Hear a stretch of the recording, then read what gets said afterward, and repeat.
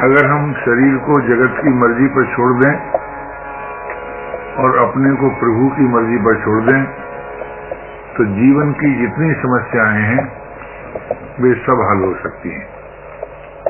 हमसे भूल ये होती है कि हम शरीर को जगत की मर्जी पर नहीं छोड़ते, अपनी मर्जी पर रखते हैं और अपने को प्रभु की मर्जी पर नहीं छोड़ते। अगर हम जगत को संसार की मर्जी पर, शरीर को संसार की मर्जी पर छोड़ दें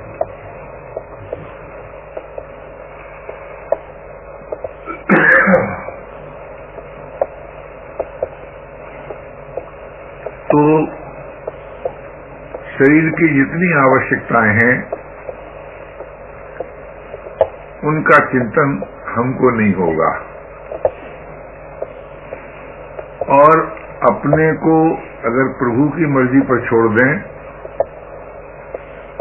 तो किसी प्रकार का भय और प्रलोभन नहीं रहेगा। परंतु सही अर्थ में हम इस बात को स्वीकार नहीं करते कि जगत उदार है और प्रभु करुणा सागर है। अगर हमें प्रभु की करुणा में और जगत की उदारता में विश्वास हो जाए तो हम बड़ी सुगमता पूर्वक जीवन को सार्थक बना सकते हैं। मेरा ऐसा विश्वास है कि मनुष्य जितना अच्छा नहीं होता है संसार उसको उससे ज्यादा अच्छा समझता है और जितना बुरा हो जाता है उससे कम बुरा समझता है और प्रभु सदैव पथ से पतित को भी अपनाने के लिए लालायित रहते हैं। अगर ये बात आप लोगों की समझ में आए, इसमें आस्था हो जाए तो इसका अनुभव करके देखिए। आप विचार कीजिए, सृष्टि का आधार और प्रकाशक कोई एक है और वो सभी को अपना मानता है, परंतु उसने जो मानव को स्वाधीनता दी है कि मानव विवेक विरोधी कर्म न करे, विवेक विरोधी संबंध न रखे और विवेक विरोधी विश्वास न रखे। विवेक का प्रकाश दिया है मानव को।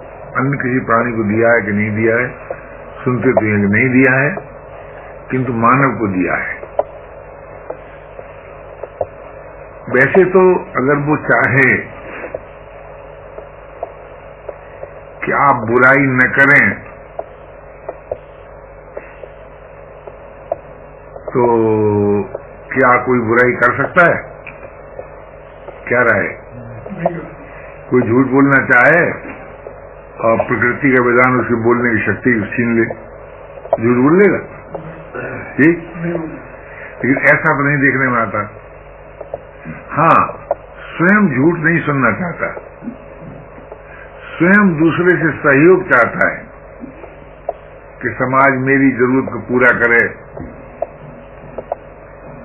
भूख लगने पर मुझको रोटी दे ही दे, काम के बदले में दे दे अथवा मांगने से दे दे, उधार बन के दे दे या परिश्रम के बदले में दे दे।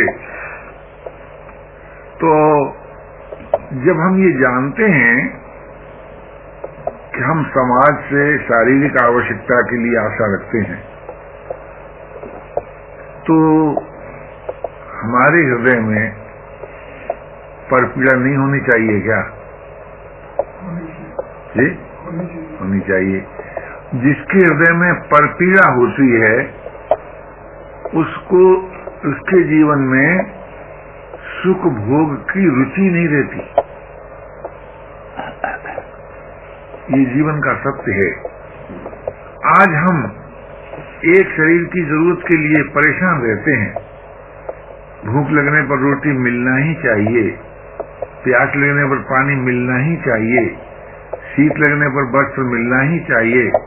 यानी जो जीवन की ऐसी जरूरतें मालूम होती हैं, उनको पूरा करने के लिए हम लालायित रहते हैं। लेकिन कहीं समाज हमारी आवश्यकता अनुभव करता है तो वहां हमको वैराग्य आता है। क्या सच ये वैराग्य है? देखो, दुनिया में बड़ा आदमी कौन होता है? जो दूसरे की जरूरत को अपनी जरूरत मानता है, जिसके सभी संकल्प प्रभु के संकल्प में अथवा जगत के संकल्प में विलीन हो गए हैं, वो दुनिया का बड़ा आदमी है। क्योंकि उसका अपना कोई संकल्प नहीं है। जिसका अपना कोई संकल्प नहीं है, वो प्रत्येक परिस्थिति में चिर शांति में बात करता है। और अपना संकल्प रखकर कभी भी कोई भी शांति नहीं पाता। अगर ये बात आपको जचती हो, रुचती हो, तो अनुभव करके देखिए। हम अपना कोई संकल्प नहीं रखेंगे, अगर ये सामर्थ्य आप में नहीं है, तो आप कभी भी कहीं भी किसी भी प्रकार से शांति नहीं पा सकते।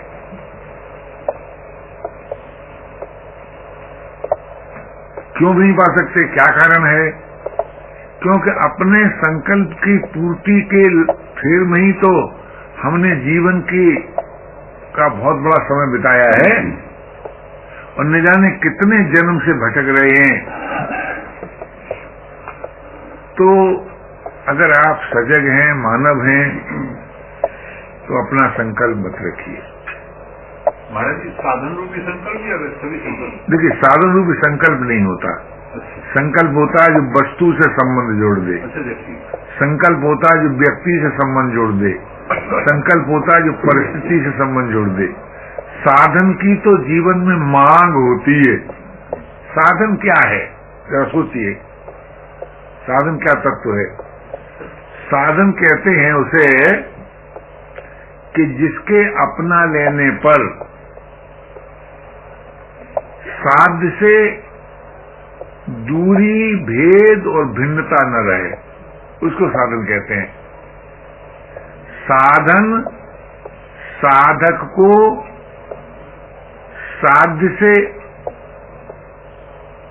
दूरी नहीं रहने देता, भेद नहीं रहने देता, भिन्नता नहीं रहने देता, उसको कहते हैं साधन। और वो साधन जो है वो श्रम साध्य उपाय से नहीं उदय होता। वो साधन सत्य, जीवन के सत्य को स्वीकार करना स्वतः उदय होता है। जैसे आप कल्पना करो, अगर आप किसी न किसी नाते सभी को अपना मान लें तो जीवन में उदारता आ जाएगी कि नहीं? जी, आ जाएगी। अगर आप प्रभु को अपना मान लें तो प्रियता आ जाएगी कि नहीं? अगर आप अपना करके कुछ न माने तो स्वाधीनता आ जाएगी कि नहीं? इसको साधन कहते हैं। उदारता साधन है, स्वाधीनता साधन है, प्रियता साधन है। आप विचार करके देखिए, समाज में आदर कौन पाता है? जो आदर के योग्य हो जाता है।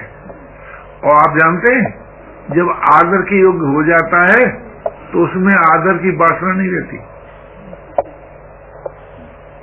ये बड़ी भारी कसौटी है। समाज किसको आदर देता है? जो आदर के योग्य है। आदर के योग्य कौन है? तो सोचिए सही, कौन आदर के योग्य है? जिसमें 6 बातें हों। योग्य हो, ईमानदार हो, परिश्रमी हो, उदार हो, स्वाधीन हो और प्रेमी हो। जिसमें ये 6 बातें होती हैं वो अपनी दृष्टि में आदर के योग्य हो जाता है। और जो अपनी दृष्टि में आदर के हो जाता है वो सभी की दृष्टि में आदर के हो जाता है। आप ही बताइए, योग्य व्यक्ति किसी को बुरा लगता है क्या? और परश्रमी किसी को बुरा लगता है क्या? क्या रहे जी? ईमानदार किसी को बुरा लगता है क्या? योग्यता, ईमानदारी और परिश्रम से मनुष्य संसार के काम आता है। उदारता, स्वाधीनता और प्रेम से अपने और प्रभु के काम आता है। तो योग्यता का अर्थ ये नहीं है कि हमारे पास विद्यालय, महाविद्यालय, विश्वविद्यालय की डिग्रियां हों।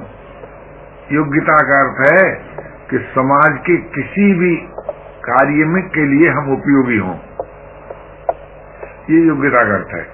समाज का कोई भी कार्य है उसके लिए हम उपयोगी हो जाएं, चाहे झाड़ू लगाने का कार्य क्यों न हो, चाहे कपड़ा धोने का कार्य क्यों न हो, चाहे रोटी पकाने का कार्य क्यों न हो, समाज के किसी कार्य के लिए उपयोगी हो जाने का नाम है योग्यता। लेकिन अगर उसमें कार्य कुशलता नहीं है तो बेकार हो सुन तो लो बंगुनाथ, पहले योग्यता सुन लो। योग्यता जो किसी न किसी उपयोग काम, अच्छा, उसके बाद आती है उसमें परिश्रम, और उसके बाद आती है ईमानदारी। अगर ईमानदारी है, परिश्रम है, योग्यता है तो कार्य कुशल हो ही जाएगा। गलती क्या होती है, कार्य कुशल क्यों नहीं होता है कि जो योग्यता तो है लेकिन काम करने में लापरवाही है, पूरा मन नहीं लगाते। जब आप पूरा मन नहीं लगाते तो क्यों नहीं लगाते कि आपको ये विश्वास नहीं है कि इस काम के बदले में मुझको विश्राम मिलेगा। ये विश्वास ही आपने खो दिया है। अगर आपके अंदर ये विश्वास है कि मैं सही काम करूंगा तो मुझे विश्राम मिलेगा, और विश्राम मिलेगा तो जीवन मिलेगा, और जीवन मिलेगा तो स्वाधीनता और प्रेम भी मिलेगा। ये कारण है उसका। योग्यता की कमी कारण नहीं है। तो काम किया जाता है आराम के लिए, और आराम होता है अपने लिए। क्यों? विश्राम में जीवन है, विश्राम में ज्ञान का प्रकाश और प्रेम का रस है। इसलिए हमको विश्राम चाहिए, और विश्राम किसी परिस्थिति से नहीं मिलता, परिश्रम से मिलता है। और परिश्रम भी हमारा जो परिश्रम हो वो पवित्र भाव से हो, विधिवत हो और लक्ष्य पर दृष्टि रखकर हो, तो कार्य कुशलता अपने आप आ जाएगी। अगर हमारे भाव में पवित्रता नहीं है, अगर हम विधिवत काम नहीं करते हैं, अगर हम अपने लक्ष्य को भूल जाते हैं, तो कार्य कुशलता कैसे आएगी भाई? कार्य कुशलता कब नहीं आती? जब सुखलोलुपता होती है, और सुखलोलुपता में एक आलस्य का सुख भी होता है। भोगों का सुख तो होता ही है, एक आलस्य का सुख होता है, एक ममता का सुख होता है। और जब किसी व्यक्ति की व्यक्तिगत ममता कुछ नहीं रहती, या तो सभी उसके अपने हैं अथवा कोई अपना नहीं है, तो उसका भाव पवित्र हो जाता है, उसमें कार्य कुशलता आ जाती है, उसे वो विधि से काम करता है, क्योंकि अपना सबको प्यारा लगता है ना। क्या रहे? बोलिए सर जी। प्यारा लगता है। अच्छा, अपने प्यारे का काम करने में क्या कोई असावधानी करते देखा है आपने? जी नहीं देखा। तो हम सभी को अपना नहीं मानते, इसलिए सही काम करना नहीं आता, अथवा हम विवेक पूर्वक अपना करके किसी भी काल में कुछ है ही नहीं, ये भी नहीं मानते, नहीं अच्छा नहीं हो पाते, स्वाधीन नहीं हो पाते, अथवा सर्वसमर्थ प्रभु अपने हैं ये भी नहीं मान पाते, नहीं तो अखंड स्मृति नहीं जगेगी। क्यों भैया? अपने की अपने को याद आएगी कि नहीं आएगी? अपना अपने को प्यारा लगेगा कि नहीं लगेगा? क्या राय? ये क्या लगेगा? तो प्रभु जिसको प्रिय है, प्रभु की स्मृति जिसका जीवन है, मैं आपसे पूछता हूं, उसके जीवन में कभी भी निरस्ता आएगी क्या? जी? और जब निरस्ता नहीं आएगी तो काम की उत्पत्ति होगी क्या? और जब काम की उत्पत्ति नहीं होगी तो विकारों का जन्म होगा क्या? जी? विकारों का जन्म भी नहीं होगा। इसलिए मनुष्य को अगर जीवन में प्रभु का विश्वास हो किसी को, न हो तो मैं नहीं कहता हूं, तो विश्वास करना तो आता है मनुष्य को, किसी न किसी में विश्वास करता ही है, लेकिन जो प्रभु में विश्वास करता है उसके जीवन में अन्य विश्वास नहीं रहता। और जब अन्य विश्वास नहीं रहता तो अन्य संबंध कैसे रहेगा भैया? रहेगा? और जब अन्य संबंध नहीं रहेगा तो अन्य चिंतन कैसे रहेगा? और जब अन्य चिंतन नहीं रहेगा तो मानसिक रोग कैसे होंगे? इसलिए अगर आप प्रभु में विश्वास करते हैं तो अन्य सभी विश्वासों को छोड़ दीजिए। विश्वास का काम है संबंध जोड़ना। अगर हम प्रभु विश्वास करेंगे तो हमारा प्रभु से संबंध हो जाएगा, और संबंध का काम है सोई हुई स्मृति को जगा देना। संबंध स्मृति को जगा देता है। आज हमारे और परमात्मा के बीच में जो दूरी, भेद, भिन्नता है वो क्यों है? विस्मृति से। अगर स्मृति जागृत हो जाए तो दूरी भी नाश हो जाए, भेद भी नाश हो जाए, भिन्नता भी नाश हो जाए। तो भगवत स्मृति कोई शरीर धर्म नहीं है कि शरीर के द्वारा भगवत स्मरण कर पाएंगे। शरीर बलवान होगा तो स्मृति जगेगी, बड़े पढ़े लिखे होंगे तो स्मृति जगेगी, कोई समाज में ऊंचा स्थान होगा तो ऐसा नहीं है। स्मृति है स्वधर्म, और वो केवल आत्मीय संबंध से जागृत होती है। आत्मीय संबंध के सिवाय स्मृति कभी जागृत नहीं होती। जो प्रभु को से संबंध जोड़ते हैं वो सबसे पहले क्या मानते हैं? ये जो कुछ है, जो कुछ माने सारी सृष्टि आ गई, ये जो कुछ है प्रभु का है, ऐसा मानते हैं। जब मनुष्य ये मान लेता है कि जो कुछ है प्रभु का है, तो उसमें ममता रहेगी क्या? जी? और ममता न होने पर कामना उत्पन्न होगी क्या? क्या? तो सब कुछ प्रभु का है ऐसा जब मान लेता है आदमी, तो वो ममता से रहित होता है और कामना से रहित होता है। और जो ममता और कामना से रहित होता है वो उसे निर्विकारता और शांति नहीं मिलेगी। जी? और जब निर्विकारता और शांति जीवन में आ जाएगी तो चित्त शुद्ध और शांत नहीं होगा। और जब चित्त शुद्ध और शांत हो जाएगा तब उसको तब उसको क्या होगा? जब चित्त शुद्ध हो जाता है और शांत हो जाता है तो जो परमात्मा कहीं दूर मालूम होता था वो सर्वत्र मालूम होने लगता है। तब वो कहता है कि जो कुछ है इसमें सत्ता रूप से परमात्मा ही है। जब उसे ये मालूम हो जाता है कि सत्ता रूप से केवल परमात्मा है और परमात्मा है उसका अपना प्रिय, तो जब प्रेम की वृद्धि होती है तो सब कुछ तो खो जाता है, केवल परमात्मा रह जाता है।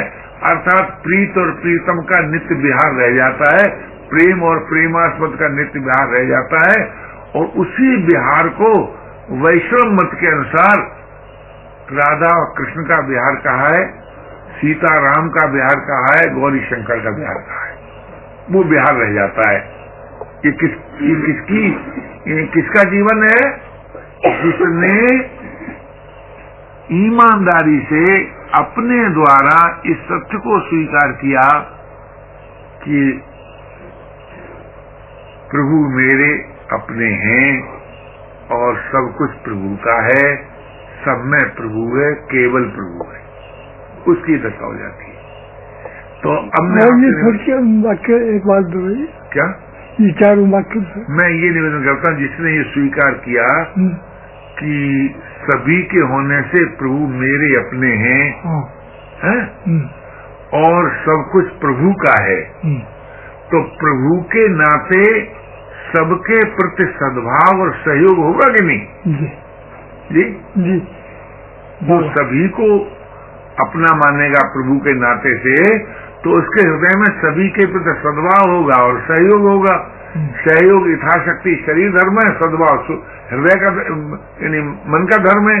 तन और मन उसका सेवा में लग जाएगा, क्यों मन में तो उसके सभी के प्रति सद्भाव जग जाएगा और सभी से यथाशक्ति सहयोग देगा।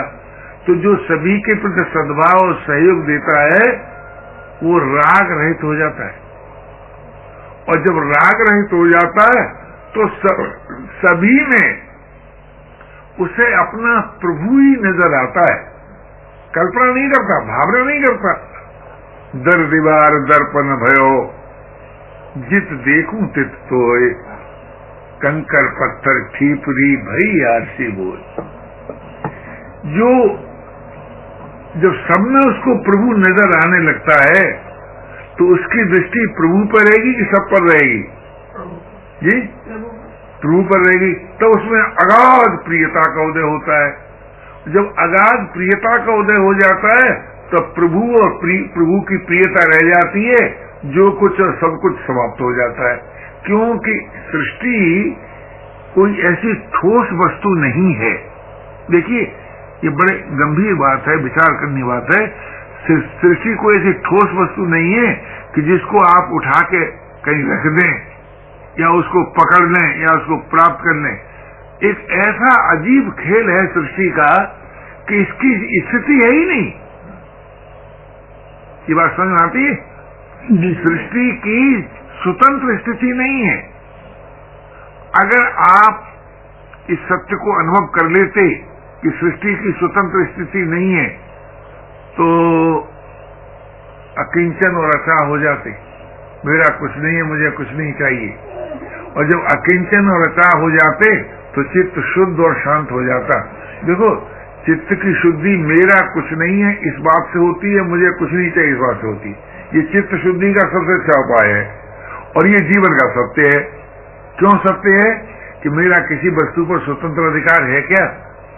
क्या सभी कामनाएं पूरी होते देखी हैं क्या? तो जो आदमी केवल इस बात को मान लेता है कि संसार में पर्सनल कुछ नहीं है, व्यक्तिगत कुछ नहीं है, मुझे कुछ नहीं चाहिए, उसका चित्त हो जाता है शुद्ध और शांत। जब चित्त शुद्ध हो जाता है तो विकार उत्पन्न नहीं होते, और जब शांत हो जाता है तो जहां लगना चाहिए वहां सदा के लिए लग जाता है। देखो, हम कैसे समझें कि हमारा चित्त परमात्मा में लग गया? कैसे समझें?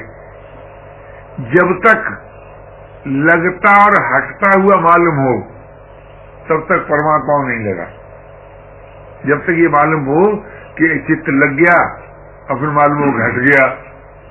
जब चित्त परमात्मा में लगता है तो लगने और हटने का प्रश्न नहीं रहता, ये सदा के लिए हल हो जाता है।